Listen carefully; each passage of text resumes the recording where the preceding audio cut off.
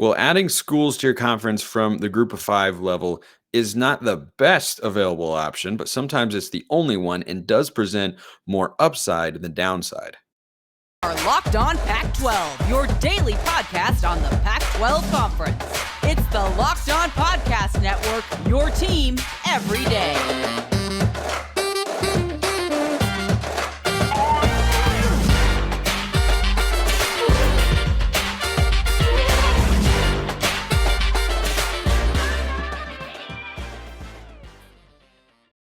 Welcome, everybody, to another episode of Locked On Pac-12. I'm your host, Spencer McLaughlin. Thank you so much for making this your first listen or your first view of the day. Part of the Locked On Podcast Network, your team every day, and your number one source to stay up to date with our media rights free and beloved Conference of Champions. Like, comment, subscribe, please, and thank you wherever you listen to or watch the show. Bunch of news to react to today and some questions to posit. And we'll get to the Washington State thing later in the show with all the financials there. But first, and this is a question, by the way, sent in by MB on YouTube, just those two letters, which, hey, whatever floats your boat. You can always be a part of the mailbag. YouTube comments, or hit me up on Twitter at smalls_55 or at LO_Pac-12. DMs and mentions wide open, always down for some respectful engagement in there. MB asks, are long-term plays a wise investment for the ACC, Pac, and Big 12?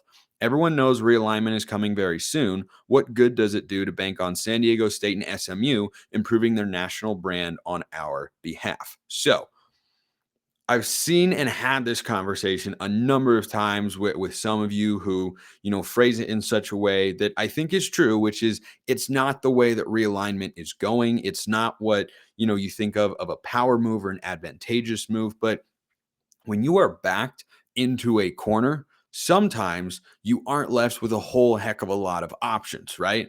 If a boxer gets backed into a corner, he might instinctually throw a shot below the belt or something, right? Or if you don't have any other options, you are going to be left with one, which may not be something that you want to do, may not be the best course of action, but might be the only one that you have. So when you're talking about the prospect of adding these two schools, do they immediately make the Pac-12 more competitive and more relevant on the national stage in 2024 for football and men's basketball than the ACC, or put them closer to the Big Ten or the SEC? No, that is not the answer. And if that's what your expectation is, I think the thinking with that particular mindset is just a little bit flawed, because when you add a team from the G5 level, the expectation is not that they will bring immediate value, though there can be some, right?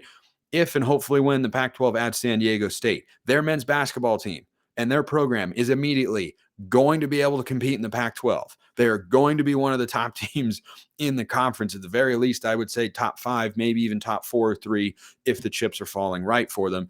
And going into a Power 5 conference certainly suggests that would do nothing but help them on the recruiting front. And they're recruiting very well in the transfer portal anyway. So is SMU on the football front. But so when you bring those sorts of teams into your conference, it's almost always done out of necessity, right? Look at the Big 12. So the Big 12 brings in a couple of years ago, a year and a half, I don't even remember the timeline and such. Everything blurs together. They bring in Cincinnati, UCF, Houston, and BYU. Were they going to do that before Texas and OU left? No. They made a move to keep them going in the short run, but that what they hope will become successful Power 5 brands in the long run. And since that announcement, Cincinnati has made a college football playoff. Looks like a good addition. UCF has had good years. BYU's had good teams. Houston has had some solid seasons. I think UCF and Cincinnati are the most poised to contribute early in the football sense. But when you add those programs, it's because you've been back down into that position and you don't have a whole lot of other options available to you. But it doesn't mean that there isn't real upside there. Now, the downside is that when you add those schools, they cut into the media rights deal because usually they're not able to pull their own weight. But it's important to remember that anytime you add a G5 school, and this has been true across the board, I'm almost certain it's the case in the Big 12. I know it was in the Pac-12 when Utah went from the Mountain West to the Pac-12. They are not going to earn a full media rights share when they first get into the conference, right? There's a path there so that they can build up a following, build up a brand, build up a reputation that makes them a more appealing television product and allows them to more easily pull their weight. So Utah, for instance, in the Pac-12, when they were added back in 2011, they were coming from the G5 level. They'd been very successful there, right? Like Cincinnati has been at the G5 level. They've done a really good job of operating a high-level G5 football program, parlayed that and a number of other factors into a Power 5 invitation. So when Utah first joined, they were not earning a full share. They do now.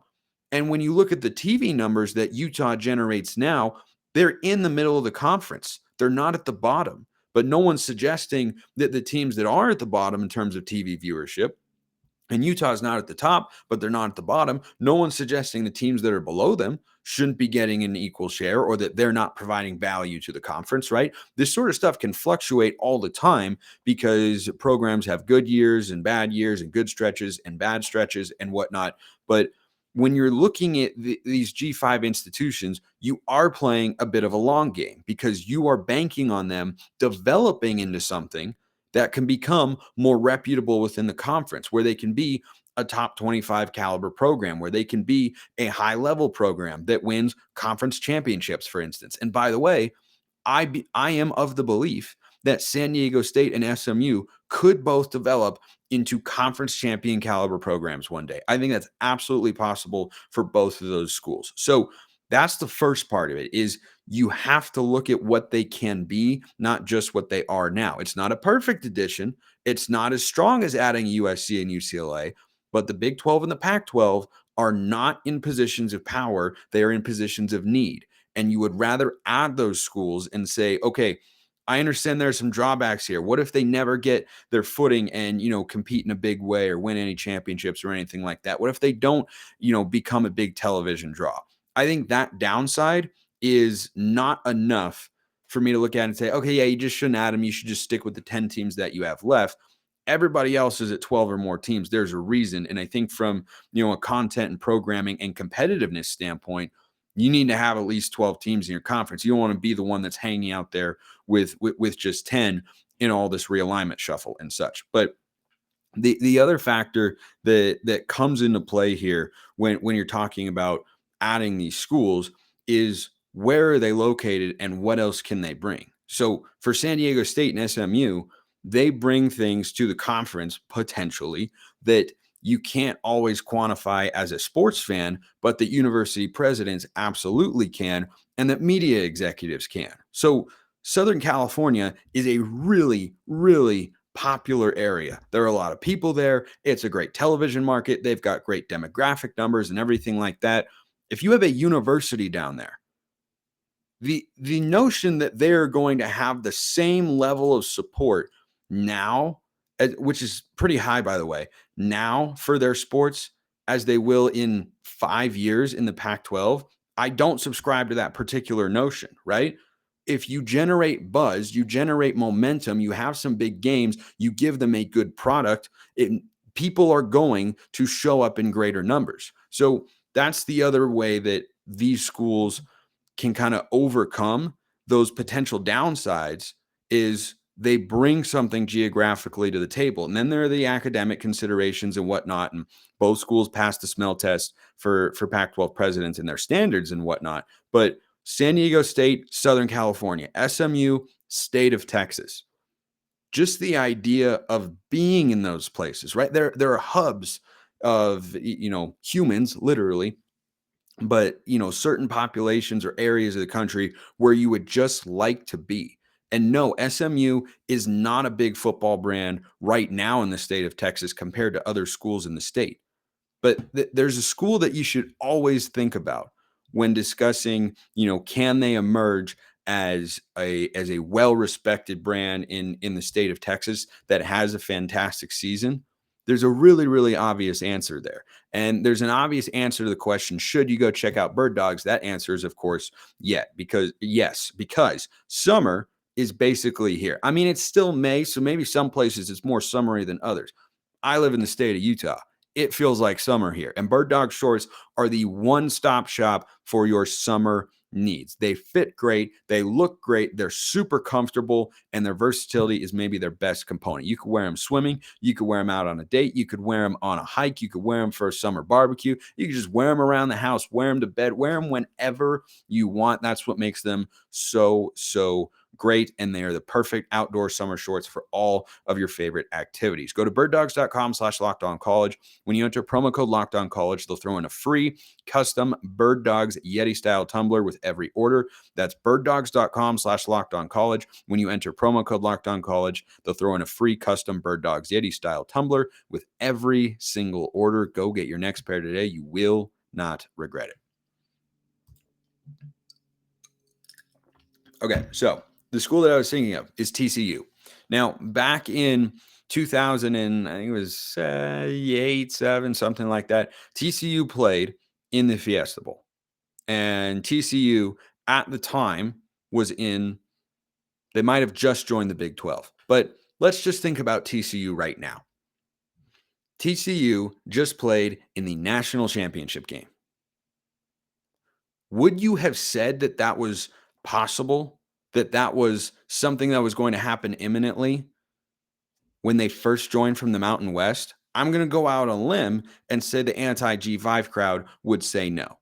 And so, yes, it is a long-term play in that sense, but the Pac-12 doesn't have any other options. Now, they might not have a long enough time period to allow San Diego State and SMU to potentially get to that level. But if you're the Pac-12, if you're George Kliavkoff, you have to operate as if you are, right? You can recognize the landscape, but it's your job to try and keep the conference together, to run it as best you can, get the best media deal possible, and create the most compelling television product and competitive league in every sport that you can. That's what your job is. So TCU, once upon a time, Utah has knocked on the door of the college football playoff before. TCU was just in the national championship game. Those schools both came from the G5 level. And we're going to see what Cincinnati will do right after they made the college football playoff as a G5 team. What can they do in the Big 12? Again, it's not as much of a power play as, the SEC getting Oklahoma and Texas, the Big 10 getting USC and UCLA. But those sorts of options are very clearly not available to the Big 12 and the Pac-12 right now. So as a result, you have to make the best of a bad and difficult situation.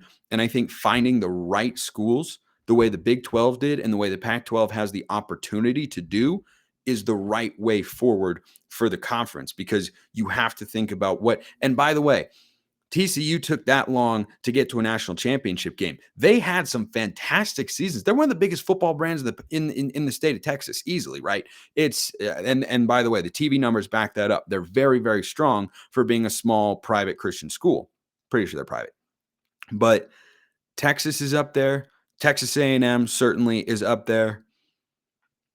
I mean, it's kind of TCU. I'm trying to think if I'm missing anybody right now, but there's so many schools in the state of Texas, and the potential for growth is very, very real if you have a university that's got the money, that's got the commitment, that's got the culture to be able to succeed, which I think SMU does. And here's the other factor that you have to consider that somehow just went out of my head as I voiced that particular thought, but it just came back to me. So here we go. This is the era of the transfer portal. So you are now much more easily and much more quickly able to get your roster up to speed and on at least a similar level to your new Power 5 counterparts. That is much easier in today's world than it was. And we've seen teams make the jump and have a lot of success pre-portal. Do you know who has a top 10 transfer portal class in the 2023 cycle? SMU. You know who's pulled in some Power 5 transfers this year? San Diego State. They're not even in the Pac-12 yet. I understand the league's brand will take a hit when USC and UCLA leave.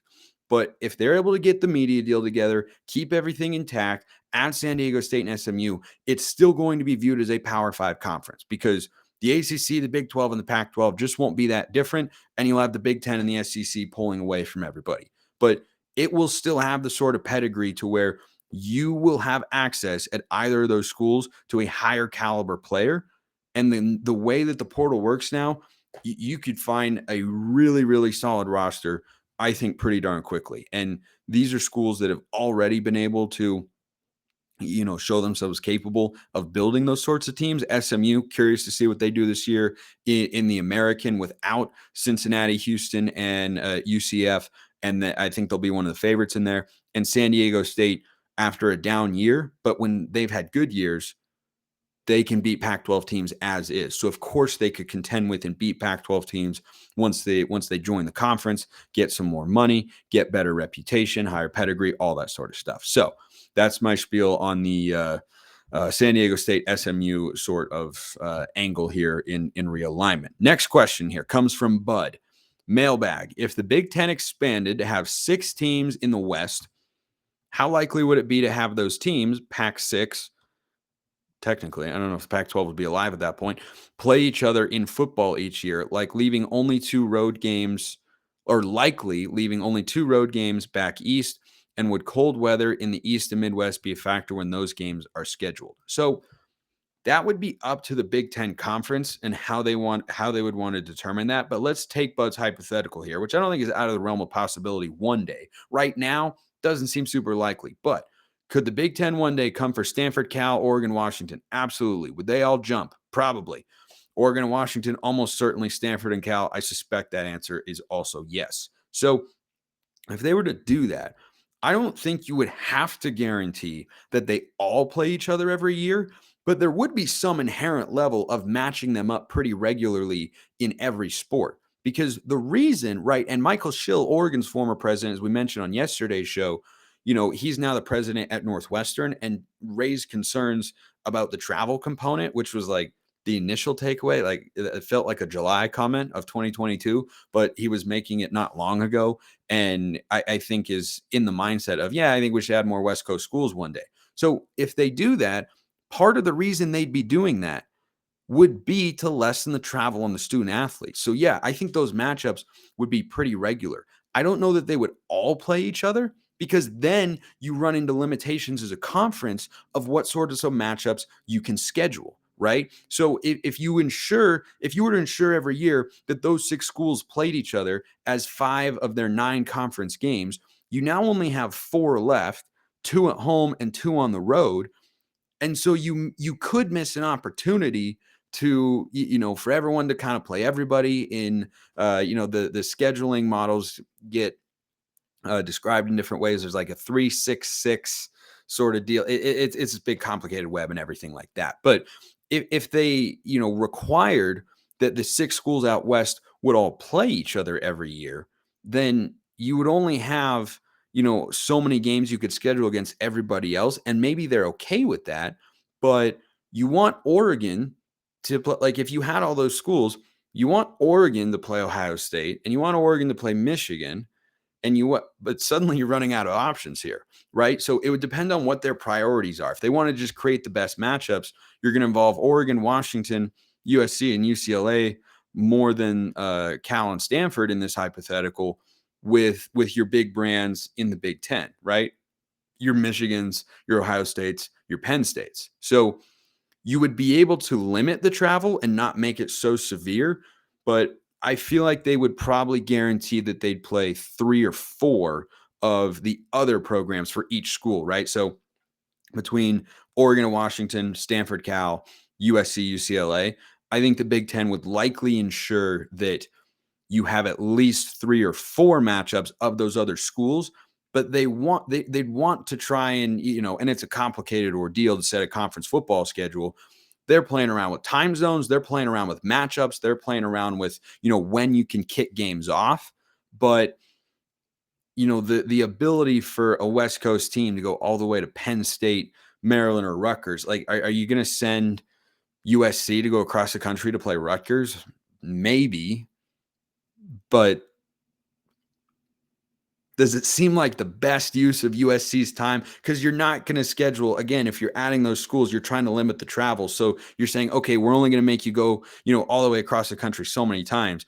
Is it the best use of their time for USC to go all the way there? Probably not, right? They want to put USC, Michigan, Penn State, and Ohio State on television as much as possible. And then Oregon and Washington, UCLA, they would fall into that kind of second tier, I think, of scheduling priority. So fascinating question, though. And the other part of it is, would cold weather in the East and Midwest be a factor when those games are scheduled? No, I don't think so.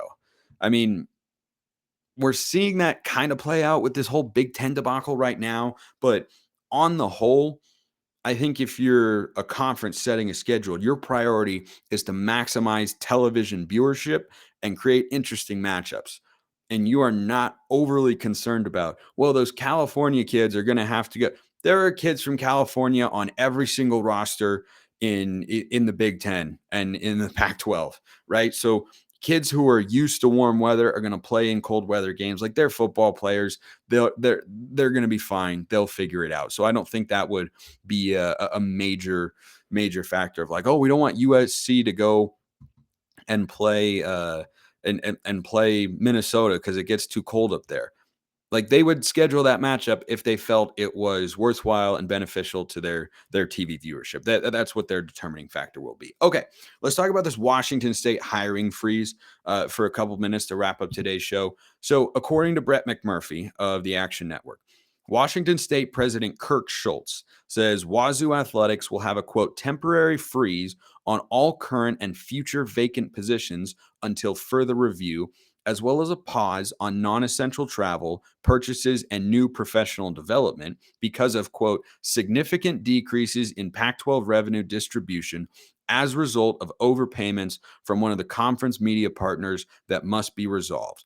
Relocation of the Pac-12 headquarters out of San Francisco exceeded budget projections as well. Additionally, Wazoo projects that Cougar Athletics exceeded its expenditures for the year due to inadequate documentation of revenues and expenses. End report. Okay, what does all of that mean? So we talked about the Comcast overpayments a while ago here on the show, and my takeaway was this is not going to be great, but Pac-12 schools have been getting more money than they should have been, so now they're going to get less money than they would have if this whole ordeal hadn't happened, where Larry Scott demanded or requested or ran, whatever you want to call it, an internal review of the numbers because they thought that Comcast was underselling them or was underpaying them. Turns out Comcast might have been overpaying them. They disagreed again. They went back and forth, yada, yada, yada. Comcast was overpaying for $5 million over 10 years. So that $50 million has to be repaid. And the conference is now figuring out how to do that. So the way that this reads to me, the key line in this tweet from Brett McMurphy, and this is just, I think, important to understand here, is the last sentence, right? The first thing they put is, well, this is on the conference. They moved their headquarters and they were, getting the overpayments and this is a mess and all that sort of stuff. Then you notice the last line in here, which I'm going to read again. Additionally, Wazoo projects that Cougar Athletics exceeded its expenditures for the year due to inadequate documentation of revenues and expenses. And the president announced that they're going to be looking into that sort of stuff and seeing how it all went down. Here's the takeaway here, at least in my view. Washington State is not one of the most cash flush schools in the Pac-12. In fact, they're one of the least cash flush schools in the Pac-12. And they got out over their skis. They are having internal issues financially, and they are attempting to kind of put it on the conference so that they don't look so bad, right? It's, hey, we went overboard and we have huge financial issues in our department right now. And there's this story in the Pac-12 that we can kind of parlay into creating some more positive momentum or kind of soften the blow of this particular story. That's how it reads to me, is that they're using that as cover for issues within their own athletic department of, yeah, we didn't have our revenues and expenses allocated correctly. We are way over budget, and now we have this shortfall. The Pac-12 situation may be worsening that particular dynamic, but did you notice how nobody else in the conference, to my knowledge, has released anything like this? So some people saw it and said, oh, yeah, see, the Pac-12 is a complete and utter mess. No.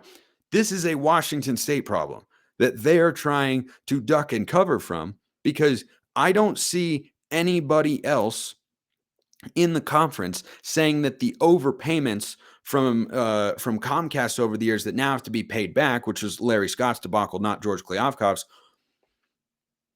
I don't see anybody else saying, hey, we now can't hire anybody and we have financial issues because of what is happening at the conference and they relocated their offices and everything.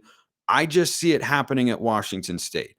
And again, this is not, some massive indictment of the universities of a whole. They are, or as a whole, they are not the first school to get over their skis when you're talking about revenues and expenditures in athletics as a university. They won't be the last one. They just happen to be a current one. And they have this thing that they can kind of brush it off on of, oh, yeah, well, it's this thing's fault over here. I think that was a pretty carefully crafted statement and very carefully crafted wording from Washington State and President Schultz, because he's, saying that, it's because of this over here. But like, the issues would have existed. I get the sense that the financial issues here within the Washington State Athletic Department would have existed whether or not this Comcast overpayments became a problem or not. And this is now exacerbating the issue, right? Like, it's an 80-20 balance. It's just kind of my guess of Washington State's fault, Pac-12's fault, because nobody else is announcing that they can't hire anybody because they can't afford to pay them because they don't have any money. It's just Washington State that's doing that. That is, not one of the more wealthy schools in the conference. So frankly, this isn't all that surprising. And by the way, a school that they are often paired with, whether you're talking financially, geographically, or reputation wise on the football field, Oregon State. I didn't notice Oregon State putting out these same sorts of announcements, probably because they don't have the same sorts of internal issues. So is this a story for Washington State? Absolutely. Is this an indictment on the Pac-12 and the current situation? Everything's just a disaster? No. This is, to me, a Washington State problem that they have fundamentally created, and they're trying to find some cover for it, which makes sense. Like, you're trying to run positive PR at all points in time as a university. So I, of course, get why they're doing that, but I don't think, because it doesn't appear to be materially impacting anybody else, it's just them. I think they've got their own problems. Appreciate everyone listening. I will see you next time. And until then, hope you have a wonderful rest of your day.